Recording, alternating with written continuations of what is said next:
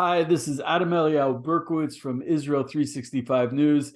I'm going to do an unusual interview today because usually I say this is a dear friend, and it really is a dear friend, except this time it's an especially dear friend, John Enarson.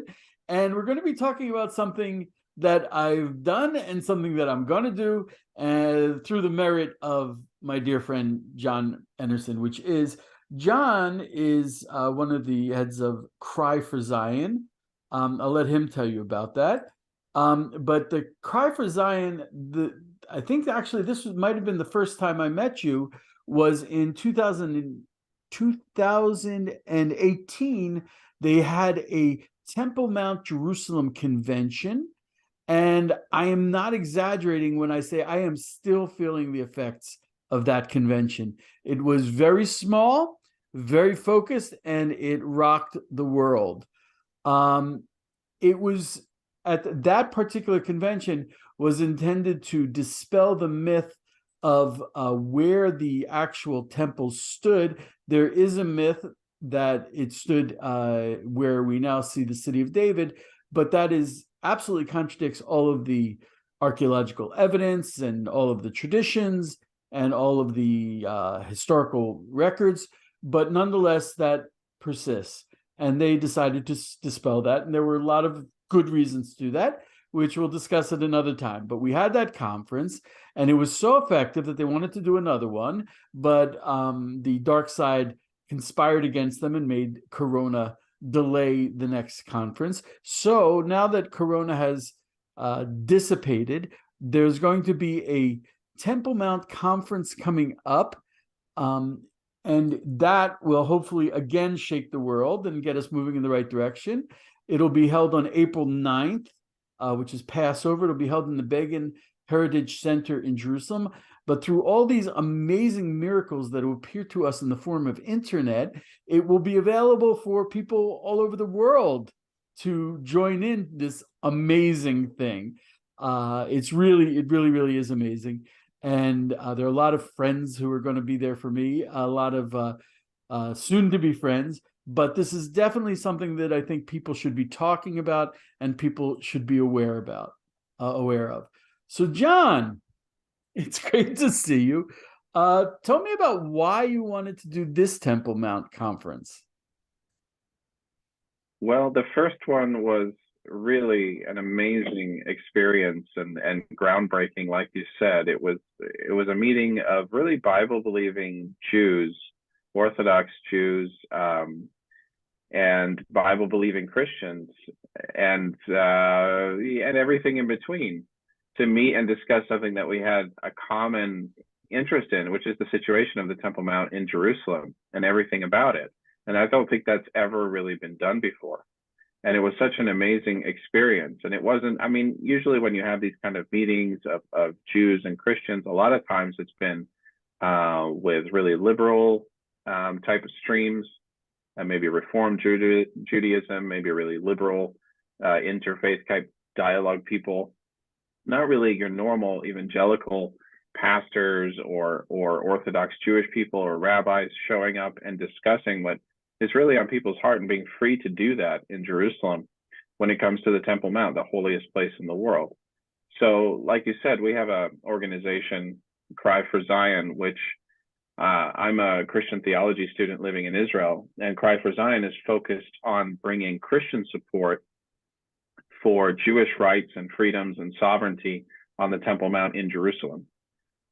And as part of that, we do a lot of education about the Temple Mount, and that's where this convention was born out of. Unfortunately, Corona delayed the next one until now, but now this Passover, we're going to have it in person and live stream. And I think one of the things that we wanted to do was to focus on all nations, that famous quote that both the prophet Isaiah and Jesus quotes Isaiah, where it is a house of prayer for all nations. That's the destiny of ultimately the Temple Mount. And so where the first convention was focused on, we had to dispel myths and get into debates and talk about, a lot of controversy. There's so much controversy with the Temple Mount already. And I think what's really missing really missing from the picture is people who are passionate about the Temple Mount, who are excited about what God is doing. That's the focus of this convention and what the scriptures really have to say about this place. It's a fantastic, really, vision that we want to explore together as both Jews and Christians. Yeah, it's funny, sometimes I have a dear friend who refers to the Bible as the common Bible, meaning we have it in common. Jews and Christians are two people divided by a common Bible, a Bible that we share. When I as a Jew living in Israel, I'm like, look around. We're inside the prophecy, and we're at a generation where not too many people remember what it was like to have a world without Israel. But now that we have Israel, this is clearly a manifestation of so many prophecies in the Bible. But Israel was a process. We started out, we didn't have Israel, then we had Israel, then we had Jerusalem, which is another amazing step. But that's not the end. And as a Jew, I'm looking forward to the day when I can walk into doors that lead into the temple, and I will be standing inside the prophecy. Do Christians have that view of the third temple? I think that Christianity historically, if we look at the negative side of the relationship to the Jewish people, Christian theology really took shape. We're talking after the apostles, after the New Testament era. It really took shape after the Romans destroyed Jerusalem and exiled the Jewish people. And what happened was it really removed Jerusalem, and especially the temple and the Jewish people, from the center of Christian theology. So I heard someone say once that Christian theology, classically in the church history, has been an attempt to take the biblical message and remove its geographical and its ethnic center and just universalize it completely. And so Christians have not been very used to looking at the biblical picture where God says, Zion is my throne. This is my throne on earth. I've put my name and reputation here forever. This is my holy mountain.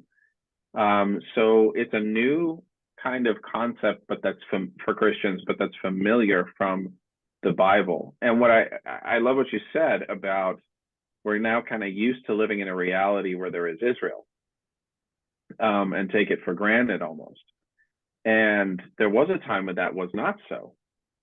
And there were a few minority of Christians who understood that Israel would be restored and the Jewish people would be regathered, and understood the biblical prophetic message about that, all the way from Moses to the prophets.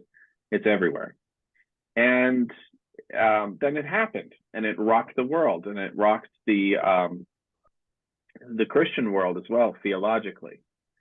And then 50 years later, after 1948, Jerusalem was restored, but not the Temple Mount. The Temple Mount, the keys were given away to the Jordanian Muslim Waqf, and severe discrimination was placed on the Jewish people on their rights on the Temple Mount, even though they have the full legal rights to it. And that's been missing now for 50 years. But do we have people, I mean, if God has restored Israel and he has restored Jerusalem, will he restore the Temple Mount? And I think he will. And I think that's the biblical message. How that will happen, we don't know. I mean, it must have seemed like, for the early pioneers who came and settled the land and returned to the land during Ottoman rule, if we think before the state of Israel was reborn, a Jewish state must have seemed like such a unrealistic dream in that political situation. That would not have been realistic for them. Yeah, I mean, it would have seemed so unrealistic for Jews in the land of Israel during Ottoman rule, when things seemed politically impossible to have a Jewish state reborn. But ultimately, just times changed and it became a reality. And ultimately, with a biblical foundation, that this is what God wanted to do in history. And what I can see is that God wants to restore the Temple Mount someday in history. But right now there is a situation in Jerusalem where Jews should be, they have the law and all the rights on their side, that are being discriminated against. You can't pray there. Christians can't pray there with the Jewish people. If you look at the Western Wall, what a fantastic, free, and blessed place it is for people all over the world, and primarily for the Jewish people. Why can't that freedom under the sovereignty of the state of Israel be on the Temple Mount? There isn't, you know. So That's actually, that's if I may, that point you just made, it also works the other way. People don't understand that what they have can be lost. Israel still has existential threats on all sides, and especially when it comes to issues like the Temple Mount. Thank God, I've been merited to go up to the Temple Mount several times. I've even prayed up there. When they talk about the status quo, it's not what they think. The status quo is actually a reference to laws that were made under the Ottoman Empire, but it's actually gone backwards. Jews used to be able to go into the Dome of the Rock and go into the Aqsa Mosque. We can't do that anymore. They're grabbing more and more. Aqsa Mosque is the building, but now they're using it to refer to the entire mount, and even sometimes Jerusalem in entirety. We are standing at a point where we can literally lose Jerusalem. The two-state solution, when they talk about a Palestinian capital in East Jerusalem is a euphemism for the Temple Mount. for biblical Jerusalem. For biblical Jerusalem. Everything, Church of the Holy Sepulchre, all that stuff will go to the Palestinians who do not believe in religious freedom, do not believe in religious equality, do not believe in pluralism. But if the two-state solution happens, Jews will be prohibited from going to the Western Wall because that's East Jerusalem.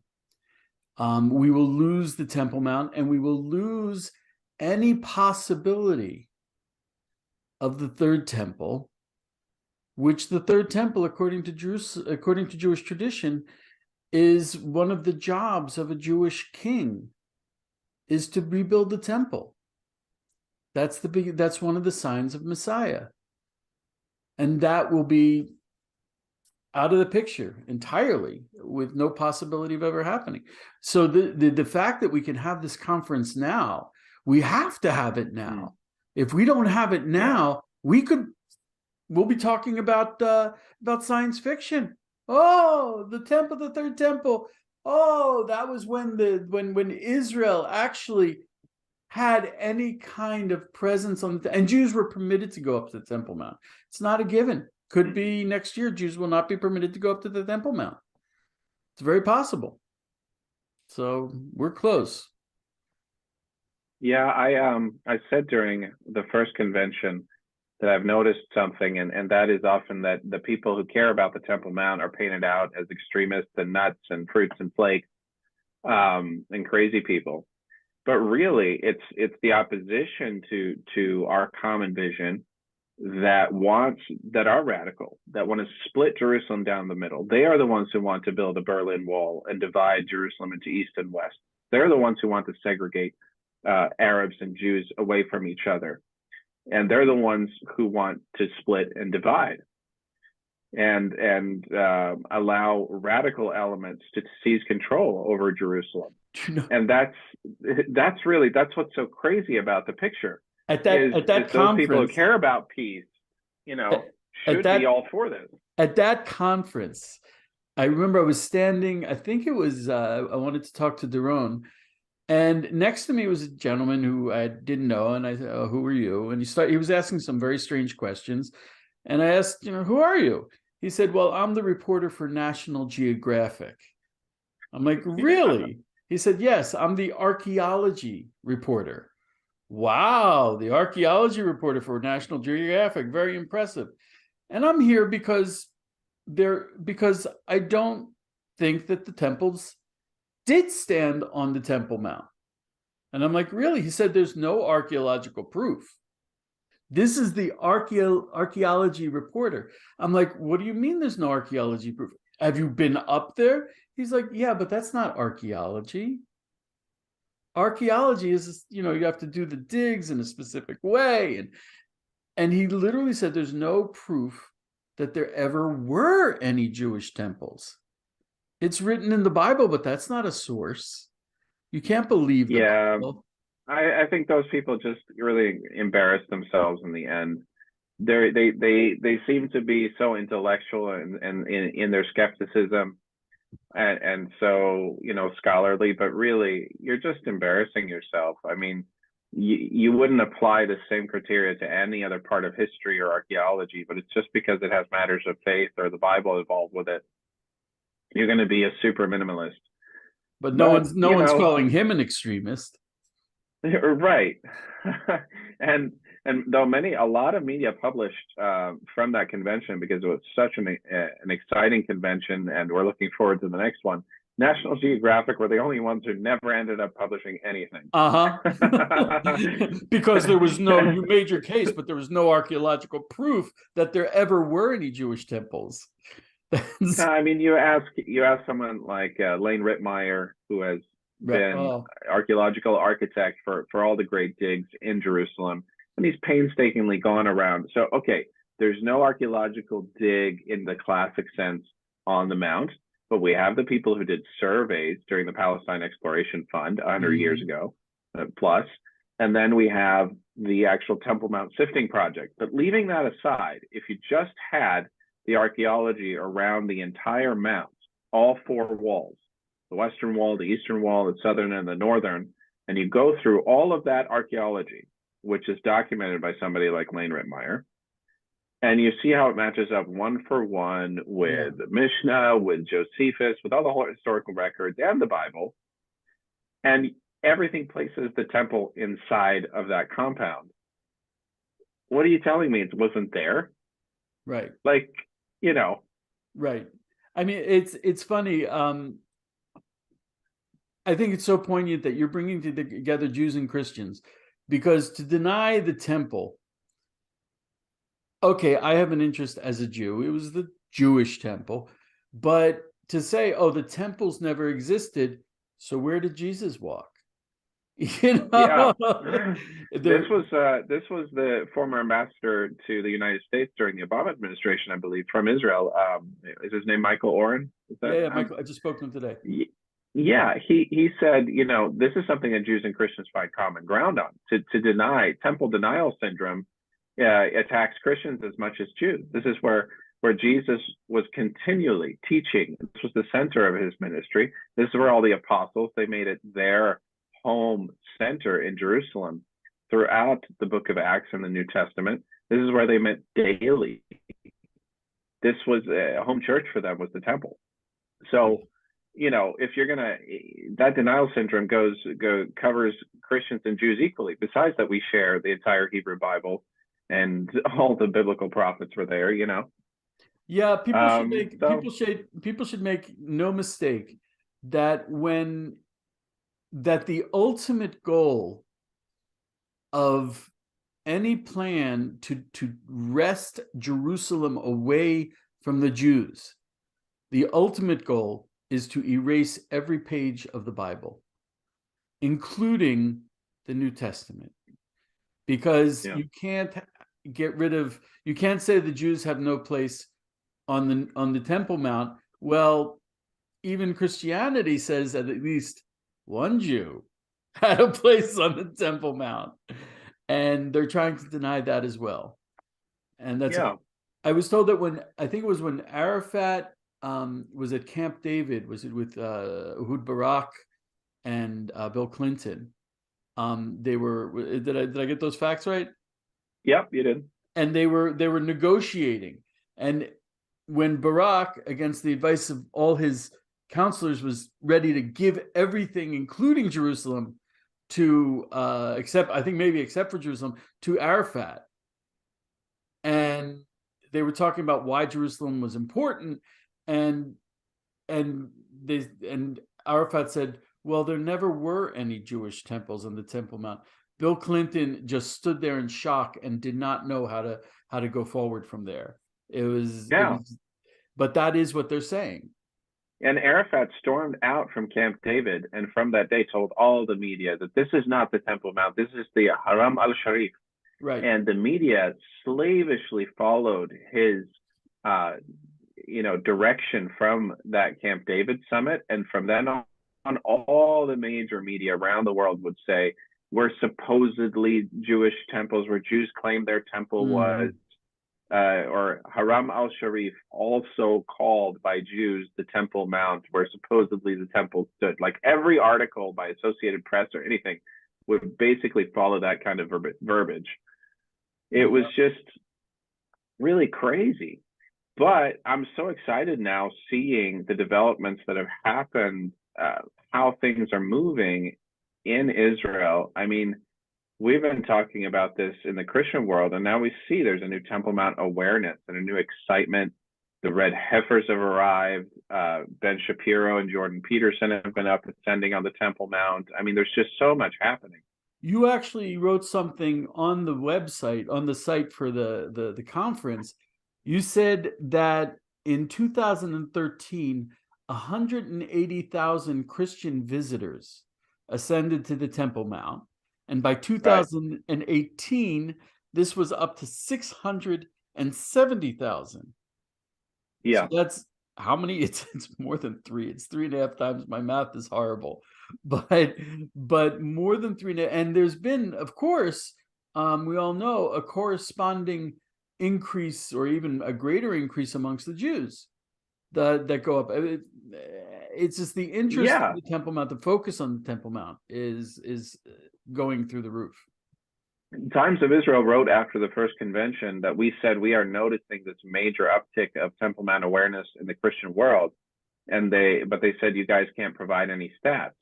Well, now we have the stats for a 5-year period of exponential interest during those years just before Corona, where every year was breaking records of tourism to Israel in general, in the entire history of the state. But the Temple Mount was soaring exponentially in the stats, from, like you said, 180,000 tourists to the Temple Mount, non-Jews. The majority of them are obviously going to be evangelical Christians, ascending the Temple Mount in 2013, and then 5 years later, you're up to almost 700,000. I mean, for a 5-year period of increase, something's happening. And it's interesting. It's not. There's clearly, whenever there are articles saying that the Waqif and the Palestinians are trying to stop Jews from going up to the Temple Mount, and it's forbidden for Jews to pray on the Temple Mount, that's not accurate. They're trying to prevent all non-Muslims from going up. Non-Muslims, Christians are forbidden from praying on the Temple Mount. A Christian may not wear, I don't know if a Christian can wear a cross on the Temple Mount. Something tells me they can't wear their Israel t-shirts that they got on their tour. They certainly can't wear their Israel t-shirts, but they may not, they're not allowed to pray. They're not allowed to pray, take up a prayer book or a Psalms. They are prevented. And I found out, I wrote about this the other day, and apparently it's common knowledge. I had never seen it, because they do try to keep distance between the Jewish visitors to the Temple Mount and the Christian visitors. The Waqif has special clothes with big yellow stripes for Christians to wear. If they say, oh, it's for immodestly dressed, but exactly the opposite is true.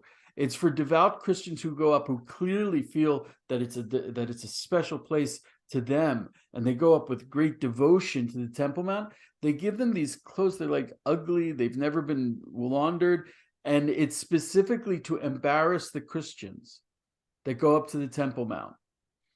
And it looks crazy. I mean, it looks like something like the Catholic Church would have done in the Middle Ages to the Jews, and put this like dunce hats on them, and it's all yellow. They have these dunce hats. And it's crazy. So there is definitely, and people forget, the world of Islam and the world of Christianity, there wasn't so much interfaith going on in the Middle Ages. It's clearly a dhimmi costume. It is. It's definitely connected to dhimmi, to the second class, to and even the status quo that they're talking about. was to also make sure that there was Muslim control over the Christian holy sites in Jerusalem. Yeah. The Muslims, even they're like these nothing Muslim guys, they're the ones who have the keys to the Christian holy sites.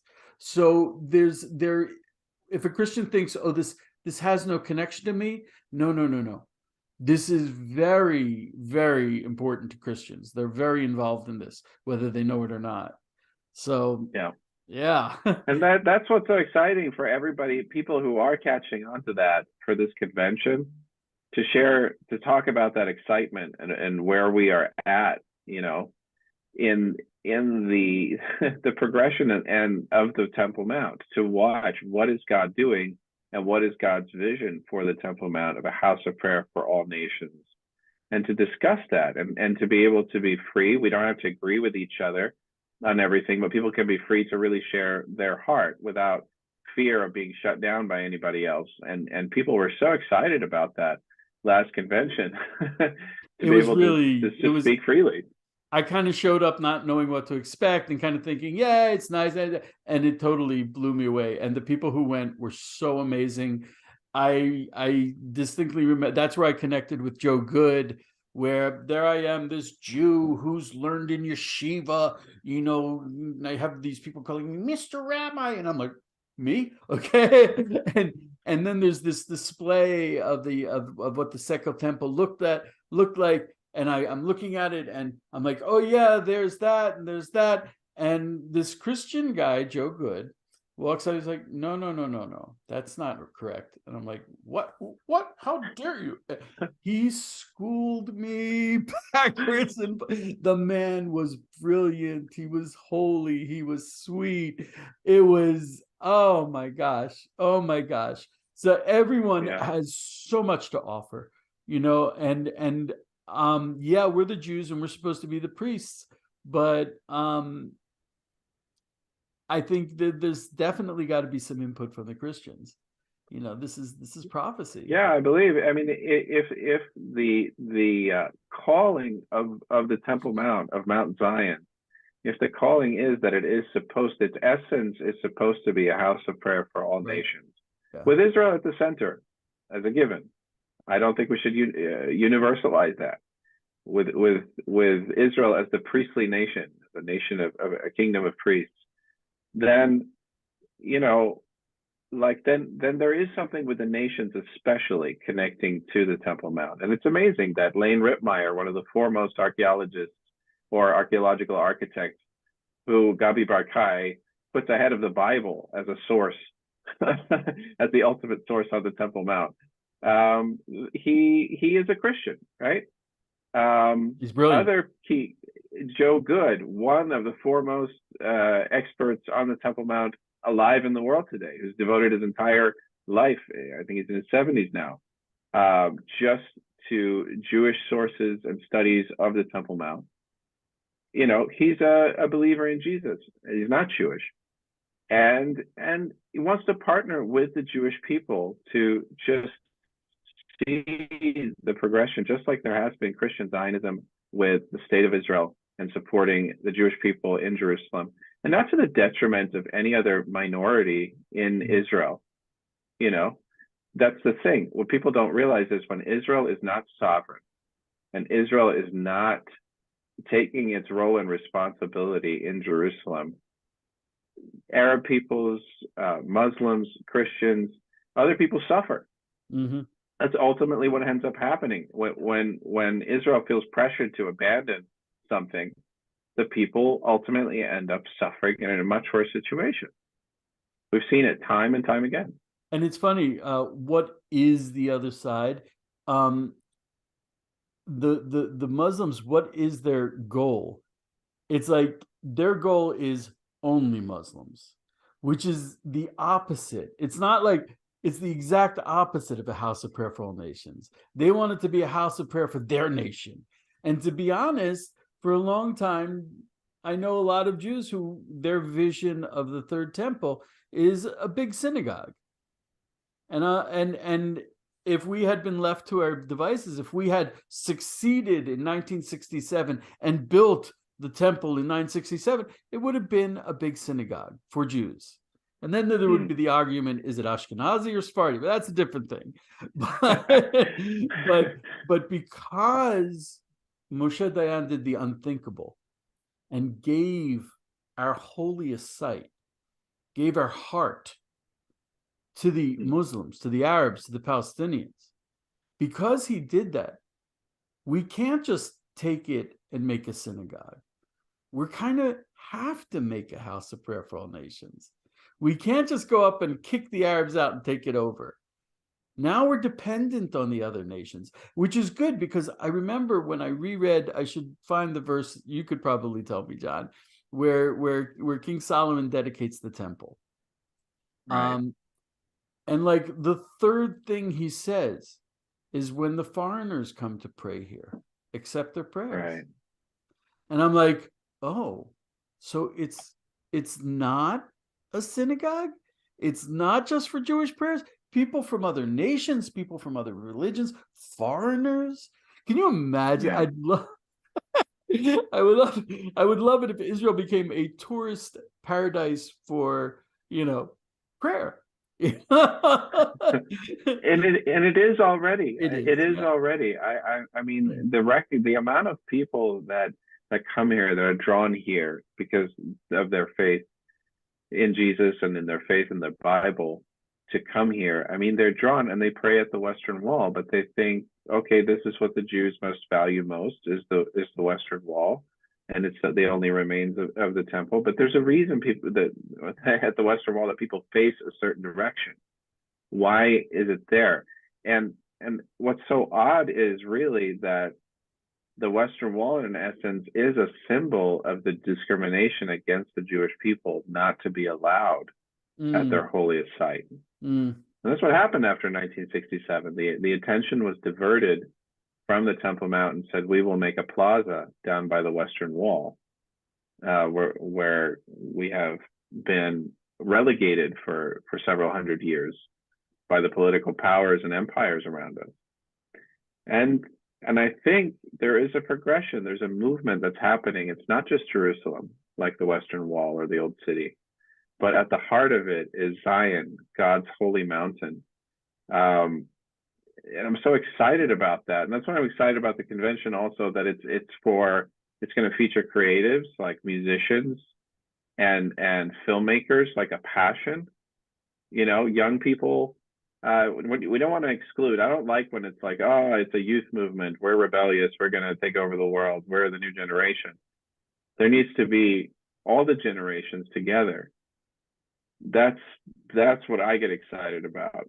So we're working on a major film to show the Temple Mount in a positive light, not all the conflict, not all the debates and the hostility and all that stuff.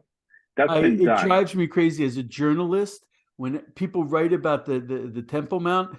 There's this necessity to write, the word, flashpoint. Contested site. And I was like, flashpoint? You're talking about the holiest site. You could have said the holiest site to so many religions, but no, flashpoint. It is not the flashpoint. It's, what comes from the Temple Mount? Peace, not war.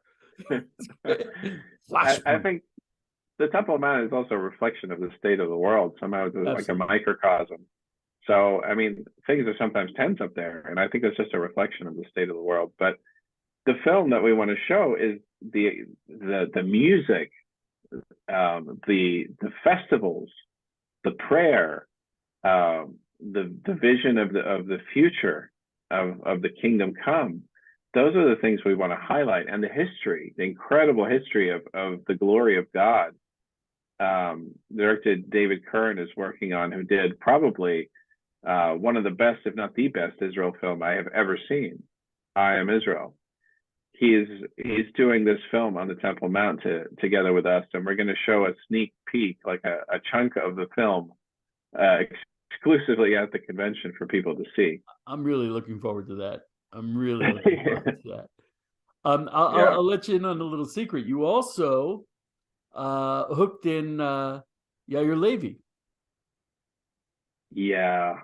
That's so exciting. Like if you think about, let's see. I wish there was a young guy who's a top Israeli music artist who really plays contemporary Israeli sabra. He's a sabra music guy, an Israeli artist, and I really wish he were a Levite. You know, wouldn't it be amazing? And I wish he dreamt about playing the Psalms up on the Temple Mount. And couldn't he? Wouldn't it be nice if he was like a warrior, like King David, also a warrior and a poet? Oh yeah. He was And all not of a only a sudden, warrior, he was one of the biggest commandos. It's so funny. I saw it. So the Israeli Navy SEALs. yes. And your brother-in-law Doron was also a commando. So the two of them together, the sweetest guys in the world, who if things went down, they could take out platoons of terrorists. The two of them alone, barehanded. So the way I met Yair was I wrote an article about the name of God, Yud He Vav Ke, appearing in bushes on the side of the Temple Mount.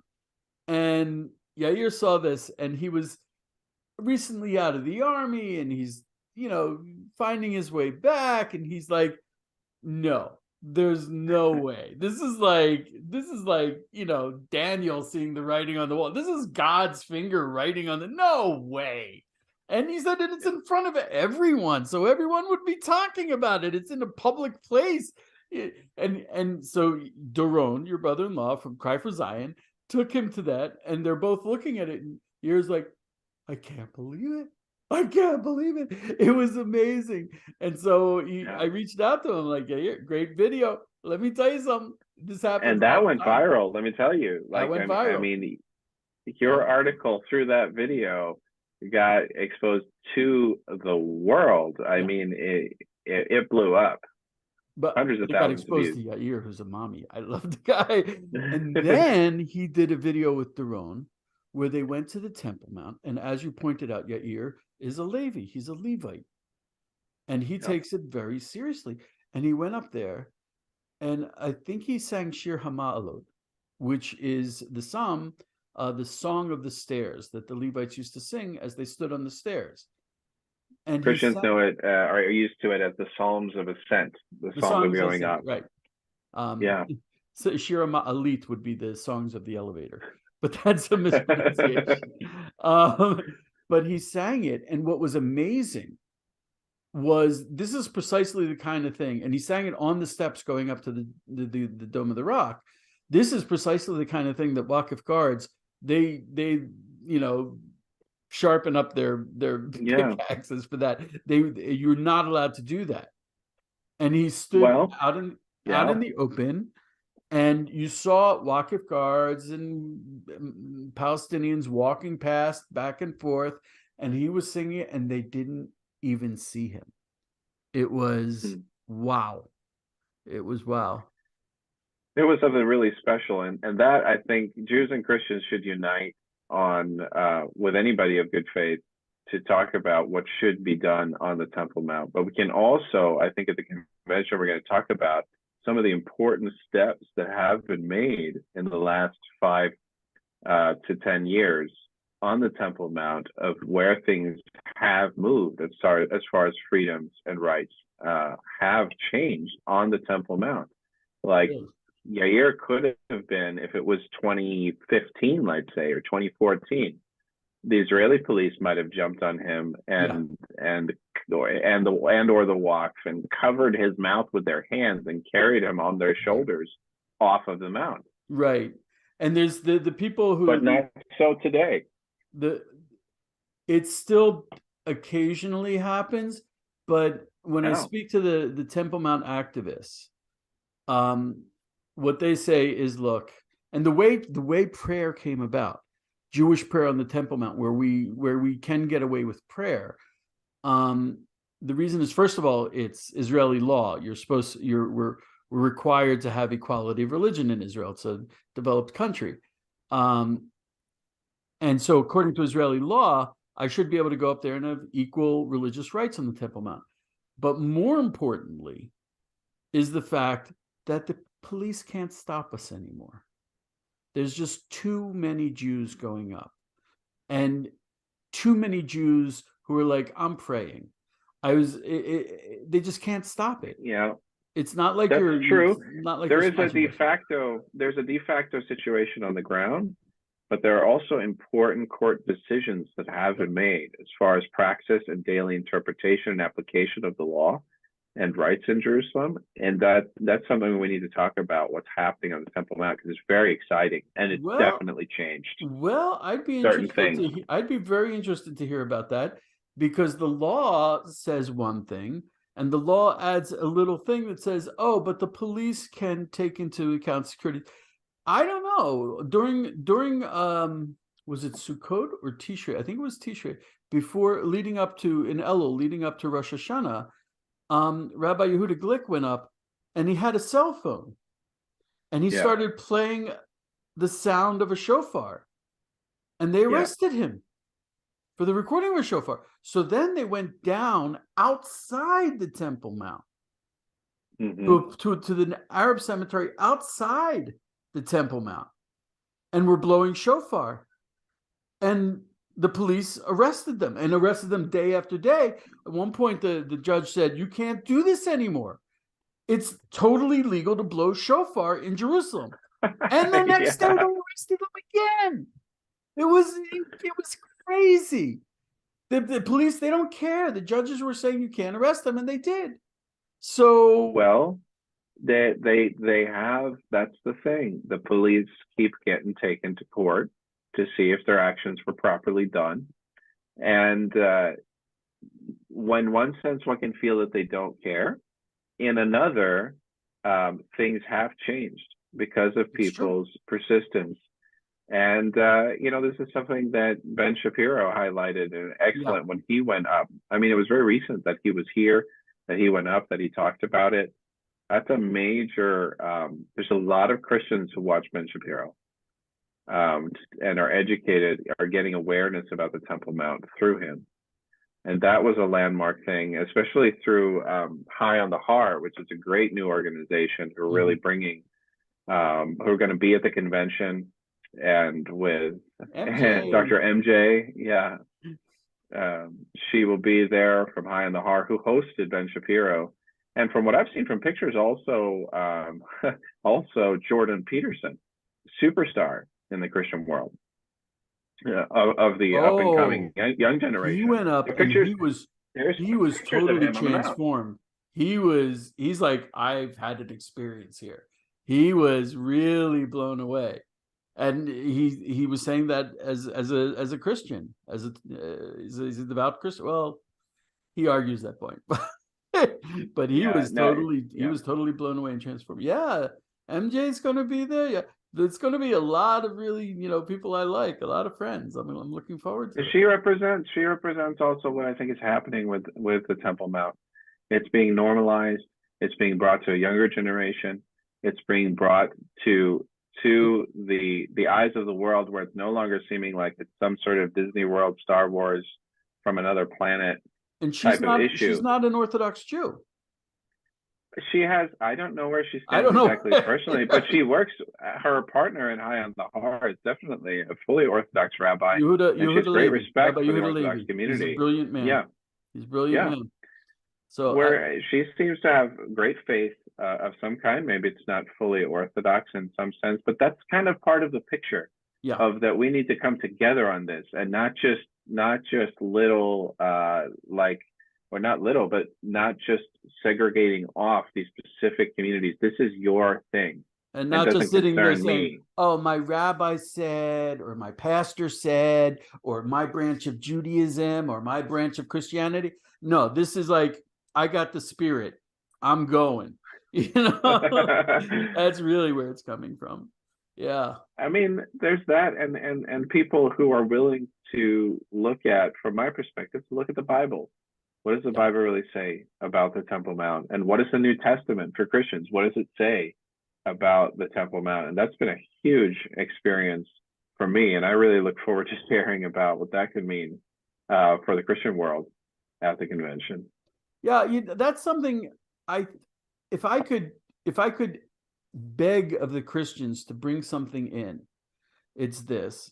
As a Jew, when I came to Israel, I'm like, I was raised on pictures of the of the Western Wall. I could like sketch it in my sleep, and when I go, even I remember when I was 17 years old and I went to Engedi, and I'm like, this is where King David stood, literally.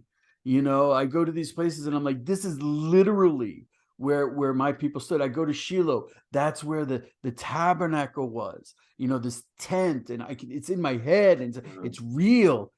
And for some reason, for some Christians, I don't get that they get that. It's when you go up to the Temple Mount, you're not, touring. You're not a tourist. You are literally, you could, if they could outline the footprints and like, this is where Jesus walked when he came to the temple, That's my favorite thing as a discovery. And I think it's something of because we've been so divorced, Jews and Christians, from each other, the tourist industry took that for granted. It took people on Christian tours and Jewish tours. But when Christians start taking the Jewish tours and the Jewish tour routes, they realize, oh my goodness, Jesus stood right here in the temple. Paul cut his hair right over there in the chamber of the Nazarites. Mary, or Miriam as she was called in Hebrew, she stood right at that spot, right there, and watched her doves being offered at the dedication and of Jesus in the temple. This is where the tables were flipped. This is where all the apostles would have stood and prayed daily, right here. This is where the lame man would have been healed. Like, yeah, there's not a lot of places. Most places in Israel, you're like, well, generally in this area, I'm telling you, on the Temple Mount. Right. Right. Jews have been standing around it for 2,000 years going, any day now, any day. And now is the day. And we can go up there. And it's, also I go up there, and there's this pile of boards next to, it's like down the stairs in the near the Golden Gate, okay, and it's covered with the blue tarp, and you think, oh, they're doing construction. No. Those boards were when in the early 1900s, the Aqsa Mosque collapsed. The roof collapsed. Right. So they rebuilt the roof, and they took the boards from the roof and they put them off to the side. And they've been sitting there for 100 years, and which is not good for them. And someone managed to get some of them, and they did carbon dating. They're from the first temple. No building materials were taken up there. You go up there, there's, as soon as you get up there, there's this one plaza off to the right with all these like Doric columns and carved stones. And it's not an archaeological museum. No one brought that up there. Those were from the temples. You're walking on the stones, unless the stones look like they're like 40 years old. Those stones have been up there from the temple. No one built anything. As much as they could reuse the materials, the Muslims used the material from the temples to build their buildings. The stones you're walking on, they had this thing where they started rioting and they were blocking off so that the Jews couldn't go around, and they were using stones that were carved from the first and second temple.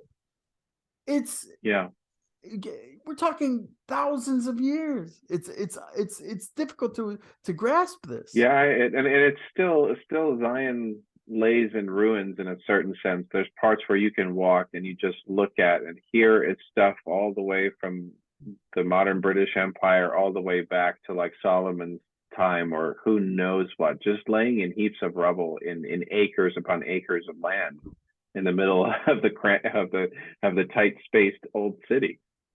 And there's also Christian history. I've been more and more aware of that as I go up. A lot of those colonnades sitting on the right are from churches that were up on the Temple Mount, or the roof of the Al-Aqsa, the silver dome, the third holiest site in some of Islam, is the roof of a church building that was taken from Lebanon, from a Lebanese church, and made into the roof of the mosque. And there's a lot of Christian history up there as well, of just pure archaeology. There's Christian history, but that's also where the Arabic calligraphy on the tiles on the outside of the building are all these hadiths from the Quran that are all about horrible Jesus and all about horrible Christianity. It's really because I have, yeah, one of the most viewed videos that we've put out at Cry for Zion is how did Islam get connected with the Temple Mount, and it talks about that how the Dome of the Rock came to be and the Al-Aqsa Mosque and brought into the Muslim story, and really it is a propaganda piece against Christianity. Is what it was. I think it's Al-Aqsa Mosque is precisely the same dimensions as the Church of the Holy Sepulchre. They wanted to make it like, haha, we can build it just the same size. And Byzantine churches were all octagons, just like the Muslim buildings. They built it to show that they were at least as good and even better than the Christians. There's a war going on up there. There is a spiritual war, and yeah. If we can't get together on this, Christians and Jews are both going to lose. There's no question about that. That and also, like, we don't share a Bible with Muslims. In the same way, you and I can share sources that we consider the same, inspired by God. But as Maimonides, the famous rabbinic sage, pointed out, that's not shared material with the Muslim world. Right. But at the same time, I support Jewish sovereignty on the Temple Mount because I believe they will do what's right for whatever other groups there are. And the most famous Temple Mount activist of all is Rabbi Yehuda Glick, who's going to be speaking at the convention also, who was nearly assassinated for his work for freedom on the Temple Mount. And he is a staunch supporter of Muslim rights, that no one should trample on their freedoms and Absolutely. on their rights. He's corrected. So for people who would have, yes, I've written about him and I've said, you advocate for Jewish rights on the Temple Mount. It's like, I advocate for universal rights on the Temple Mount, house of prayer for all nations. He's very strong about that. So yeah. Anyway, John, as usual, I could talk with you. People say he's an extremist. He says, I'm only an extremist in human rights. Yeah. John, I think we're going to call it a day. I have a rule to always leave the viewers wanting more. I'm going to post this with the article about the conference and with the link to the conference. I highly recommend watching it online. It's a group of amazing people, all of them I love, talking about the most amazing topic in the world. It's going to be, and like I said, I'm still rocking from the 2018 conference. I'm still rocking from it. So hopefully this one will rock me for the next few years. Okay. Thank you so much, John. Be blessed. God willing. Be blessed. Everyone, you bless us. We're going to bless you. That's the way it works. Thank you so much.